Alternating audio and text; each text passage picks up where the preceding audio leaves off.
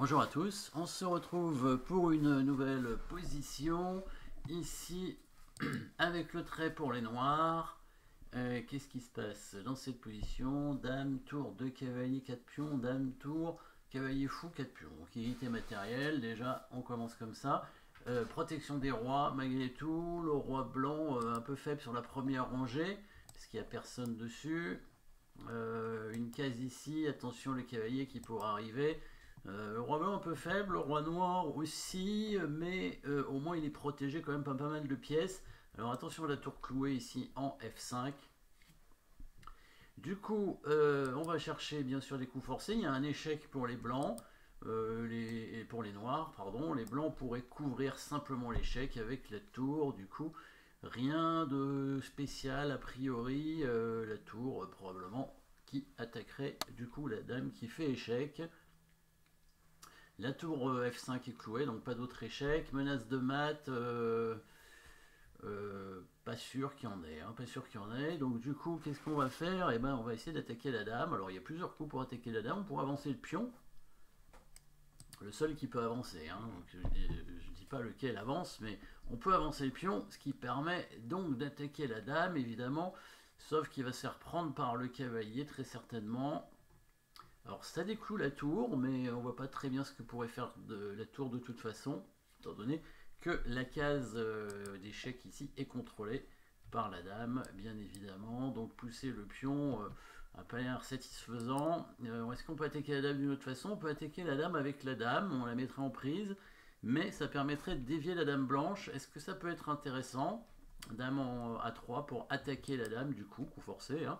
Si la dame prend, on pourrait faire échec, puisque la tour serait plus clouée, le roi blanc serait obligé de venir en H2, et à ce moment-là on continue les échecs, toujours les coups forcés, le cavalier qui arriverait en G4 évidemment sur échec, le roi qui continue à bouger en H3, on continue les coups forcés, la tour F1 qui pourrait venir en H1 donner échec, protéger, donc si le fou vient, bah, pas le choix de toute façon, le fou est obligé de couvrir, ici on pourrait prendre le fou avec la tour protégée par le cavalier, le roi serait obligé d'aller en G3, l'autre cavalier peut arriver en F5, il y a beaucoup d'échecs, beaucoup de coups intéressants, le roi est obligé d'aller en F3, après, qu'est-ce qu'on pourrait faire? On pourrait amener le cavalier en D4, faire échec, on peut continuer hein, les coups forcés apparemment. Le roi pourrait venir en E4, encore un échec de cavalier, mais peut-être que ça va s'arrêter là. Quoique, on peut faire échec, le roi est ici, on peut faire échec avec le cavalier ici. On a un cavalier là, il a qu'une case, c'est ici, et là on aurait une fourchette pour gagner la dame. Après, au niveau matériel, on n'a rien gagné finalement. Hein. On a tour cavalier de chaque côté, on n'a rien gagné, mais intéressant en tout cas. On arrive à récupérer la dame dans cette variante, peut-être qu'on peut espérer mieux. En tout cas, voyons si le coup de dame en A3 oblige les blancs à prendre la dame. Déjà, on attaque la dame, non protégée, et derrière il y a le fou quand même. Derrière le fou, s'il met sa tour au milieu, bah, de toute façon on va prendre sa tour, ça va rien changer. On peut améliorer probablement la variante hein, quand on a fait échec avec la tour en H1, quand le fou couvre l'échec. Je pense qu'il peut y avoir une menace de mat très menaçante, puisque je vois pas très bien comment les blancs vont apparaître. En fait, il suffirait avec le cavalier, le deuxième cavalier, de contrôler la dernière case du roi qui se trouve en G3 en amenant le cavalier en F5.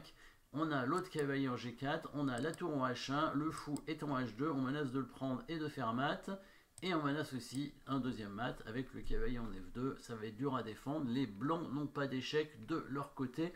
Déviation ici de la dame blanche, on trouve avec les coups forcés, toujours hein, la méthode des coups forcés qui permet toujours de trouver la solution.